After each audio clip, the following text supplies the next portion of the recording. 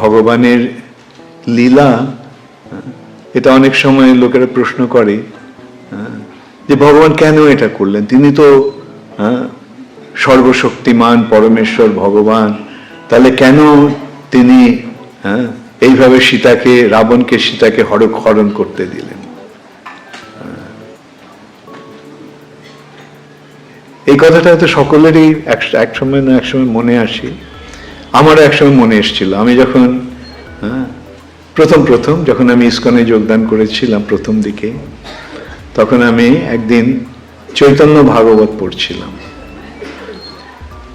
আর চৈতন্য ভাগবতে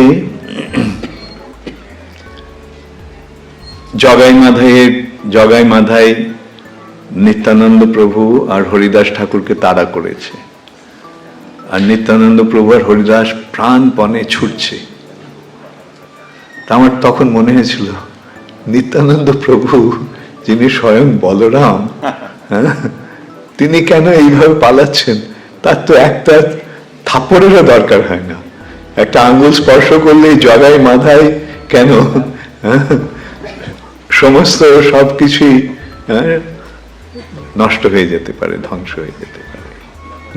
জগাই মাধাইকে নিরস্ত করা বা পরাজিত করা নিত্যানন্দ প্রভুর কাছে কি এমন ক্ষতি আছে? নিত্যানন্দ প্রভু যদিও না করলেন, তাহলে হরিদাস ঠাকুর তো স্বয়ং ব্রহ্মা, তাহলে জগাই মাধাইয়ের মতো একটা তুচ্ছ মদ্যপকে কেন তারা এই মদ্যপের ভয় পালাচ্ছেন? পরে অবশ্য আমি এটা বুঝতে পেরেছিলাম ভগবানের লীলার বৈশিষ্ট্য কি। ভগবান এইভাবে লীলা করছেন কেন? কেন আমাদেরকে কিছু শিক্ষা দেওয়ার জন্য, আমাদেরকে শিক্ষা দেওয়ার জন্য আমাদেরকে তিনি শেখাচ্ছেন এইভাবে আচরণ করে। তিনি একজন সাধারণ মানুষের মতো আচরণ করছেন, তেমনি শ্রী রামচন্দ্র একজন সাধারণ মানুষের মতো আচরণ করছে।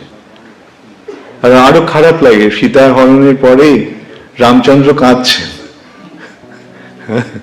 আমাদের কি মনে হয় ছেলেরা কাঁদে না এইরকম ব্যাপারে, বউ চুরি হয়ে গেছে তাই পতি কাঁদছেন। কিন্তু এটি হচ্ছে ভগবানের লীলার বৈশিষ্ট্য। তাকে মূল কথা হচ্ছে, যদি ভগবান তো ইচ্ছে করলে যে কোনো সময় রাবণকে সংহার করে দিতে পারতেন। শ্রীশাস্ত্র প্রভুপাদ বলছেন এই অসুরদের সংহার করার জন্য ভগবানকেও আসতে হয় না। দুর্গা দেবী তার ত্রিশূল দিয়ে মহিষাসুরকে যেরকম মেরেছিল, ঠিক সেরকম রাবণকেও মেরে ফেলতে পারতেন। মহামায়া দুর্গা দেবী এদেরকে সংহার করতে পারেন। কিন্তু ভগবান আসেন কেন? ভগবান আসেন কেবল অসুরদের সংহার করার জন্যই নয়, ভগবান আসেন তার ভক্তের সঙ্গে লীলা বিলাস করার জন্য। সেই লীলা বিলাসের মাধ্যমে ভগবান তিনি নিজে আনন্দ আস্বাদন করেন এবং তার ভক্তদেরও আনন্দ প্রদান করেন। তার একটা সুন্দর দৃষ্টান্ত আমরা দেখতে পাই। শ্রী চৈতন্য মহাপ্রভু বললেন, পৃথিবীতে আছে যত নগরাদি গ্রাম, সর্বত্র প্রচার হইবে মোর নাম। তাহলে মহাপ্রভু নিজে এটা করলেন না কেন? উনি তো যখন বাসুদেব দত্ত বলেছিল যে পৃথিবীর সমস্ত মানুষের সমস্ত পাপ আমাকে দিয়ে আপনি সারা পৃথিবী সারা জগৎ উদ্ধার করে দিন, আর আমি অনন্তকাল ধরে নরকে সেই পাপ ভোগ করবো, তাতে আমার কোনো আক্ষেপ নেই। মহাপ্রভু কি বললেন? দেখো এই এক একটা ব্রহ্মাণ্ড ভগবানের কাছে একটা শস্যের বস্তার মধ্যে একটা শস্যের মতো।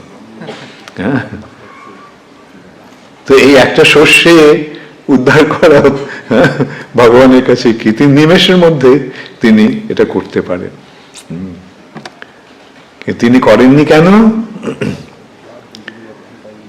যদি না করতেন তাহলে প্রভুপাদের মহিমা আমরা চিনতে পারতাম না, বুঝতে পারতাম না।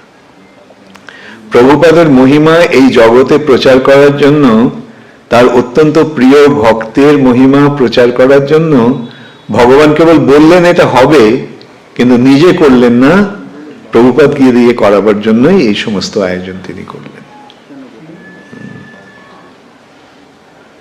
ভগবান নিজেই যদি সবকিছু করে নিতেন, তাহলে আর তার ভক্তের তো কিছু করার থাকতো না। তাই ভগবান তার ভক্তদের মহিমা প্রচার করার জন্য তিনি এইভাবে সমস্ত আয়োজন করেন। সেইভাবে আমাদের ভগবানের লীলাগুলো দেখতে হবে।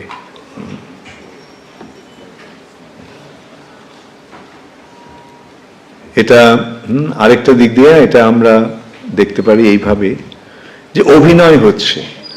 অনেক সময় রাজা অভিনয় করে, রাজা তিনি নাটক করেন। সেই নাটকে দুটি দিক থাকে, হিরো ভিলেন, নায়ক আর তার প্রতিদ্বন্দ্বী ভিলেন। নাটক হচ্ছে রাজা হয়তো রাজার ভূমিকা করছে, আর ভিলেন রাজার শত্রুর ভূমিকা করছে সেই নাটকে। কিন্তু রাজার এই নাটকে যারা অভিনয় করছে তারা সবই তো রাজার নিজের লোক,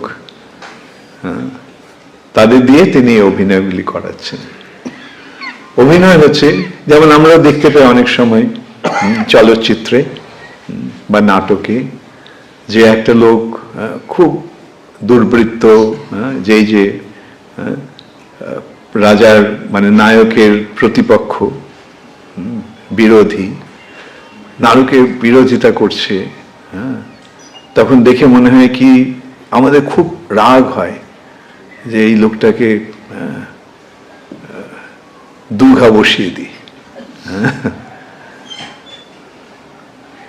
এরকম আমাদের হয়, মনোভাব হয়। মঞ্চে বা চলচ্চিত্রের পর্দায় যখন আমরা এইরকম অভিনয় দেখি, তখন সেই যে শত্রু, তার প্রতি একটা ভীষণ ক্রোধের উদ্ভব হয়। মনে হয় লোকটা এত খারাপ, কিন্তু বাস্তব ক্ষেত্রে আমরা দেখতে পাই সেই লোকটা হয়তো খুব ভালো লোক।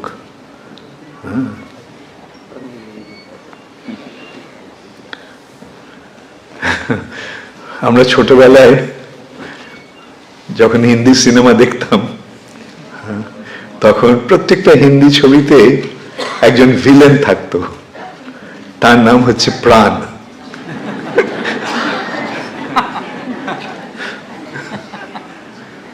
প্রত্যেকটা ছবিতেও থাকতো, আর ও একেবারে মানে এত খারাপ লোক পৃথিবীতে কখনো হয় না। কিন্তু পরে শুনেছিলাম এই প্রাণের মতো ভালো মানুষ নেই। ব্যক্তিগত ক্ষেত্রে লোকটা এত ভালো, কিন্তু অভিনয় করছে ভিলেনের। তো সেরকমই আমরা দেখতে পাই যে এই যে ভগবানের লীলা হচ্ছে। রাবণ কে? রাবণ ভগবানের দ্বারপাল। আর তা সে কি চেয়েছিল? দুই দ্বারপাল জয় বিজয়। তারা চেয়েছিল যে ভগবানকে কেউ বীর রসটা আস্বাদন করতে দিতে পারে না। আমি কালকে 7টা গৌণ রসের কথা বলেছিলাম। 7টা গৌণ রস কি কি? হাস্য, অদ্ভুত, বীর, রৌদ্র, ভয়ানক, বিভৎস, করুণ। এই 7টা রস। তার মধ্যে একটা রস আছে বীর রস। সেই বীর রসটা আস্বাদন কিভাবে হয়? যুদ্ধ করার মাধ্যমে, লড়াই করার মাধ্যমে। এখন বৈকুণ্ঠে ভগবানের সঙ্গে কে লড়াই করবে? তাই জন্য তাদের আক্ষেপ হয়েছিল, তারা ভাবছিল ভগবান তো, নারায়ণ তো এই রসটা আস্বাদন করতে পারছে না, যদি কোনোভাবে ভগবানকে এই রসটা আস্বাদন করার সুযোগ দেওয়া যেত তাহলে খুব ভালো হতো। আর সঙ্গে সঙ্গে কি হলো? সঙ্গে সঙ্গে না, সেই কালক্রমে কি হলো? 4 কুমার এসে গেল, 4টে হ্যাঁ, ছোট্ট ছোট্ট বাচ্চার মতো দেখতে, কিন্তু তারাই হচ্ছে ব্রহ্মার প্রথম পুত্র। তারা উলঙ্গ এখানে এসেছে, বৈকুণ্ঠের দ্বার পড়ে বলছে তোমরা এখানে কি করছো, যাও বাড়ি চলে যাও। ওরা ক্রোধিত হলো, ক্রুদ্ধ হলো, কি আমাদের সঙ্গে এরকম আচরণ করছো, তুমি জানো না আমরা কে, আমি অভিশাপ দিচ্ছি তোমাদের, হ্যাঁ তোমরা বৈকুণ্ঠে থাকতে পারবে না, তোমরা চলে যাবে, তোমরা তোমাদের পতন হোক মর্তলোকে। সঙ্গে সঙ্গে ভগবান সেখানে চলে এলেন।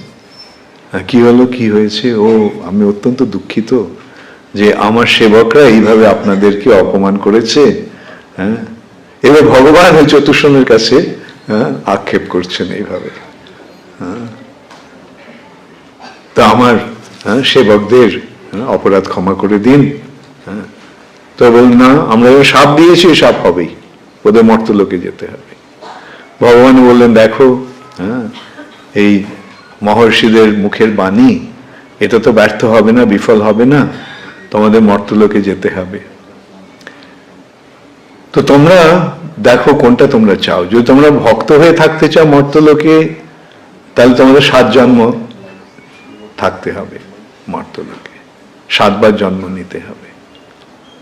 আর যদি তোমরা আমার শত্রু হয়ে থাকো, তাহলে 3 বার জন্ম নিতে হবে। দেখতে পাচ্ছ নাট্যকারের কি সুন্দর রচনা, সব সংযোগ হয়ে যাচ্ছে, বীর রস আস্বাদন করাবে, চতুষ্ষণ এলো, সাপ দিল, মর্তলোকে যাও, কেন বৈকুণ্ঠে তো সংগ্রাম সম্ভব হবে না, মর্তলোকে তাদের যেতে হলো। কিভাবে আবার যাবে, 7 জন্ম ভক্ত হয়ে থাকবে না 3 জন্ম শত্রু হয়ে থাকবে? 3 জন্ম শত্রু হয়ে থাকবো, এতদিন 7 জন্ম থাকতে চাই না। তাই তারা এলেন শত্রু হয়ে। প্রথম 3 জন্ম কি কি, প্রথম জন্ম হিরণ্যকশিপু হিরণ্যাক্ষ, কিরকম প্রচন্ড সংগ্রাম হয়েছিল ভগবানের সঙ্গে। তারপরে এই ত্রেতা যুগে ত্রেতা যুগে রাবণ আর কুম্ভকর্ণ, আর দাপর যুগে শিশুপাল আর দন্তবক্র। আর যেহেতু ভগবান চতুর্থ যুগে ভগবান যেহেতু তার ইয়ের পরিচয় প্রকাশ করেন না, এটা গোপন রাখেন, তাই চতুর্থ যুগের কথাটা কিন্তু বলা হয়নি। সেই চতুর্থ যুগেও তারা, এই কলিযুগেও তারা এসেছিল। কে? হ্যাঁ, জগাই মাধাই, জগদানন্দ মাধবানন্দ। এবং সেই সূত্রে দেখো প্রভুপাদ কি বলছেন, জগাই মাধাই, জয় বিজয় বৈকুণ্ঠের দ্বারপাল ছিল। দ্বারপাল মানে বৈকুণ্ঠের ভেতরে নেই, বৈকুণ্ঠের বাইরে আছে। আর এইভাবে ভগবানের সেবা করার ফলে, কিভাবে সেবাতে ভগবানকে আনন্দ দিলেন, এইভাবে ভগবানের সঙ্গে সংগ্রাম করে, লড়াই করে, আর তার ফলে তাদের প্রমোশন হয়ে গেল। বৈকুণ্ঠের দ্বারপাল থেকে, বৈকুণ্ঠের বাইরে থেকে একেবারে গোলক নবদ্বীপ। নবদ্বীপে জগাই মাধায় মহাপ্রভুর পার্শ্বদত্ত লাভ করলেন, ভগবানের পার্শ্বদত্ত লাভ করলেন। তো এইভাবে ভগবান তার লীলাবিলাস করেন। কেন? আমাদেরকে তার প্রতি আকৃষ্ট করার জন্য, আকর্ষণ করার জন্য। আর যখন আমরা ভগবানের প্রতি আকৃষ্ট হই, তখন আমাদের জন্ম সার্থক হয়। আমরা এই জগতে ভগবত বহির্মুখ হয়ে, ভগবানের প্রতি বহির্মুখ হয়ে এই জগতে মায়ার প্রভাবে আমরা দুঃখ কষ্ট ভোগ করছি। জীব জাগো, জীব জাগো, গৌরাচান্দ বলে, কত নিদ্রা যাও মায়া পিশাচির কোলে। কতকাল আর এই মায়া পিশাচির কোলে ঘুমিয়ে থাকবে। আর মায়া কি করছে? মায়া আমাদের রক্ত শোষণ করছে। পিশাচি, মায়াকে এখানে পিশাচির সঙ্গে তুলনা করা হচ্ছে। কেন?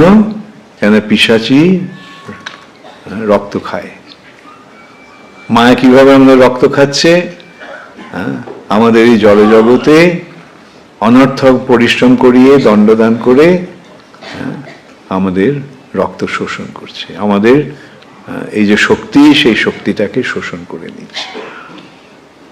কিন্তু প্রকৃতপক্ষে আমাদের এই যে শক্তি, চেতন শক্তি, সেই চেতন শক্তিটা ভগবানের প্রতি নিবেদিত হওয়া উচিত ছিল। তাই জন্য শিল প্রভুপাদ কি বলছে, কৃষ্ণ ভাবনামৃত সংঘ ইসকন, কৃষ্ণের প্রতি চেতনাকে ধাবিত করার জন্য, কৃষ্ণ কনসিয়াসনেস, চেতনাকে কৃষ্ণ উন্মুখ করার জন্য আমাদের শিল প্রভুপাদ এইভাবে আমাদেরকে পথ দেখাচ্ছেন। তো সেটাই আমাদের সবসময় মনে রাখতে হবে। এই যে কথাগুলো আমরা শুনছি, তার ফলে কি হচ্ছে? রামচন্দ্রের প্রতি আকর্ষণ বাড়ছে না কমছে?